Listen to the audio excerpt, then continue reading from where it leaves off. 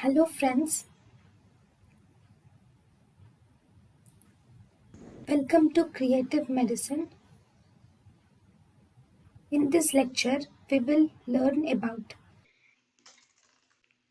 Then, what are the causes of irreversible dementia?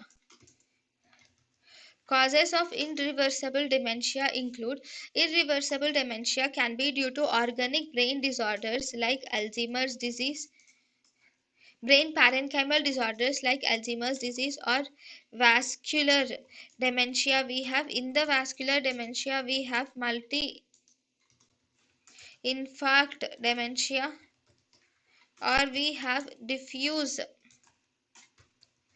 white matter disease, which is also called as Binswanger dementia. Then we also have Parkinson's disease, or we have degenerative causes which can cause dementia, degenerative causes which can cause reversible dementia. These degenerative causes which can cause reversible dementia include Huntington's disease, or Pick's disease, or dementia with Lewy bodies, or progressive supranuclear palsy, or we can have multi-system degeneration resulting in irreversible dementia, or frontotemporal dementia, or we have cortical basal degeneration resulting in irreversible